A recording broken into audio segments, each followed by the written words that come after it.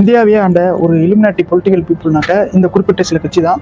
அந்த கட்சி என்ன பண்ணியிருப்பாங்க அப்படின்னு பார்த்தோம்னாக்க, மக்களுக்கு எதிராக ரேசிசம் அப்படிங்கிற ஒரு கான்செப்ட் யூஸ் பண்ணி மக்களுக்குள்ள சிவில் வார வர வச்சு அந்த மக்களை அழிக்கிறதா அவங்களோட முதல் வேலையாக இருக்கும். அப்படிதான் ரேசிசம் யூஸ் பண்ணி காங்கிரஸ் அப்படிங்கிற ஒரு கட்சி வந்து இலங்கையில் வாழக்கூடிய தமிழ் மக்களை எந்த அளவுக்கு துன்புறுத்தி கொண்டிருப்பாங்க அப்படிங்கிறதுக்கு இந்த காங்கிரஸ் வந்து மிகப்பெரிய எக்ஸாம்பிள்.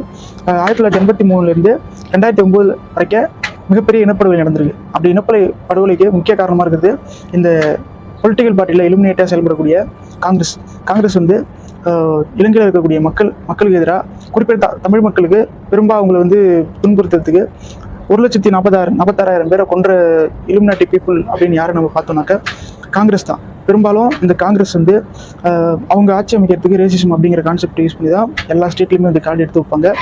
பிரபாகரனோட கொலை வழக்கிலுமே கூட காங்கிரஸோட ஆளுமை இல்லாமல் இந்த குற்றம் வந்து நடந்திருக்கு அப்படிங்கிறது தான் தவிர்க்க முடியாத உண்மை.